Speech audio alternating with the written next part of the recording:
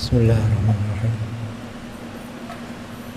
Assalamualaikum warahmatullahi wabarakatuh.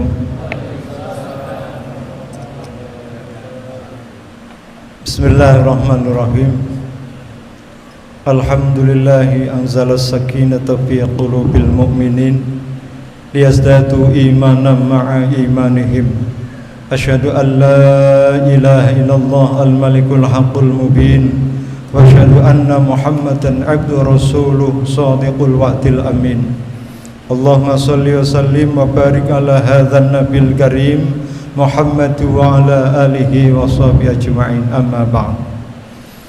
Masyaallah hadirin wal hadirat, Bapak Ibu jamaah salat Isya, salat tarawih, insyaallah salat witir yang kami muliakan, insyaallah dirahmati oleh Allah Subhanahu wa taala. Pada kesempatan malam hari ini, mari kita menambah rasa syukur kehadirat Allah biqauli alhamdulillah wa syukrulillah. Allah masih memberikan kenikmatan kepada kita, khususnya nikmat iman dan Islam, hingga pada malam hari ini kita masih diberikan kesempatan sekaligus kekuatan lahir dan batin untuk bisa hadir dalam rangka untuk menjalankan sholat Isya berjamaah sekaligus melaksanakan sholat tarawih secara berjamaah. Kita menyadari bahwa pada malam hari ini merupakan malam pungkasan kita melaksanakan ibadah sholat tarawih di tahun 1445 Hijriah. Kita patut bersyukur dan senang karena seakan-akan kita akan terbebas untuk melaksanakan ibadah puasa dan rangkaiannya. Tetapi dalam satu sisi, kalau kita tengok sejarah Rasulullah dan para sahabatnya, banyak yang menangis, banyak yang bersedih karena tidak lama lagi akan ditinggalkan tamu kehormatan, yaitu bulan suci Ramadan yang di dalamnya penuh dengan berkah, penuh dengan rahmah, penuh dengan maghfirah. Maka setelah Ramadan itu tidak ada lagi apa yang ada di dalam bulan suci Ramadan. Karena itu tema malam hari ini adalah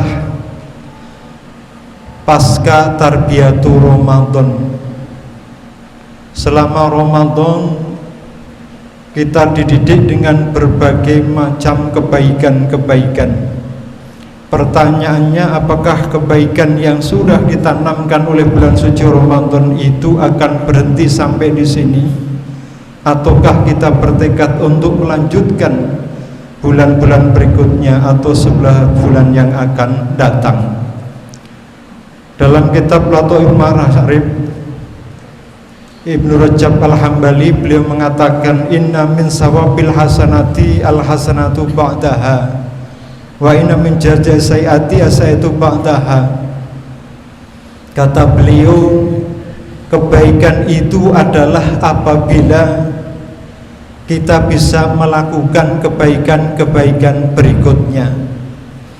Balasan kebaikan itu akan tetap kita terima apabila 11 bulan yang akan datang kita bisa istiqomah melaksanakan kebaikan-kebaikan itu.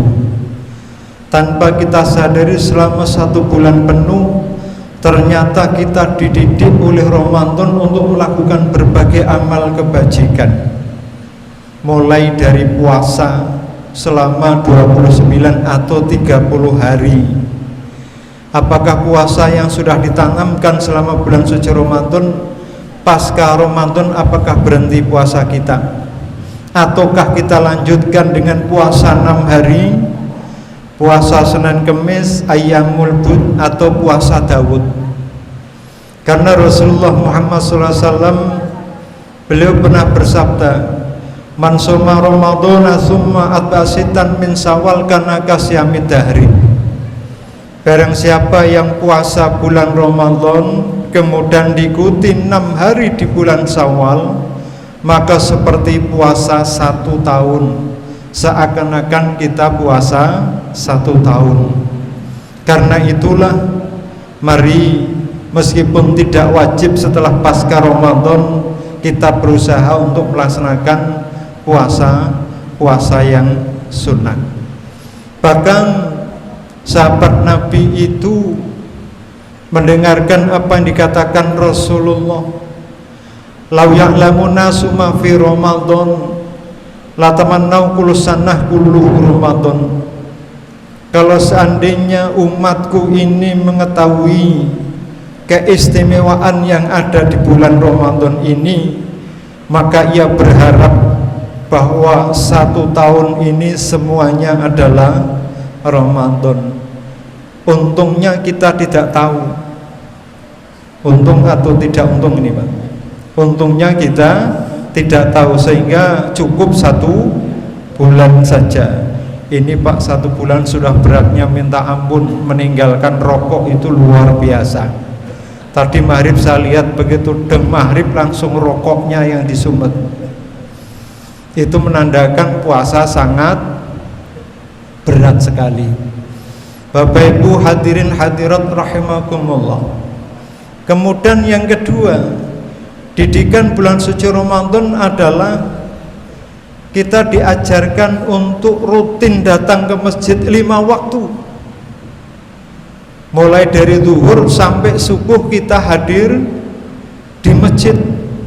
Bahkan yang jauh rumahnya merasa bahwa ini pahalanya sangat besar, karena dihitung setiap jangkah, setiap langkah kita ke masjid itu dihitung bikuli kodamin, 1 kebaikan. Karena itu pertanyaannya, setelah Ramadan apakah kita goodbye, tidak ke masjid lagi, atau kita istiqomah melanjutkan ibadah sholat jamaah di masjid? Karena itu ulama besar Yusuf Qaradawi mengatakan, apakah umat Islam itu menyembah Ramadan sehingga kita datang bulan Ramadan itu mereka memenuhi masjid Allah dimanapun selama bulan Ramadan penuh. Tapi begitu Ramadan selesai, maka selesai pula tugas mereka, kembali masjid itu normal seperti biasa. Karena itu melalui mimbar ini saya berdoa dan berharap semoga Bapak Ibu tidak meninggalkan masjid, tetap datang ke masjid kalau mendengarkan panggilan suara azan. Cuma sayangnya Al-Furqan ini speakernya pelan sekarang Pak. Dari RT 8 itu sudah nggak kedengaran, apalagi subuh. Maka pantas kalau Bapak Ibram subuh nggak kedengaran dari sana. Itu maklum, jadi tidak salah karena tidak mendengar azan. Mungkin insya Allah setelah Ramadan ini speaker harus di setel lagi supaya kenceng diarahkan ke arah utara atau RT 8 dan sekitarnya. Saya teringat Nabi itu menyatakan kalau seandainya umat Islam mengetahui pahala sholat berjamaah di masjid, terutama sholat isya dan subuh, pasti mereka akan mendatangi ke masjid meskipun dengan merangkak. Itu membuktikan bahwa fadilah sholat isya dan subuh adalah sangat luar biasa kalau pahalanya ditampakkan. Mumpung masih kesempatan supaya kita tidak menyesal, maka tetaplah kita mohon kepada Allah supaya diberikan istiqomah di dalam melaksanakan sholat jamaah. Amin ya rabbal alamin. Selanjutnya tarbiyatul Ramadan itu adalah masalah sedekah. Hampir tiap malam kita sedekah, mengeluarkan sebagian rezeki yang Allah anugerahkan kepada kita semua. Maka didikan Ramadan ini sebaiknya kita lanjutkan pasca Ramadan.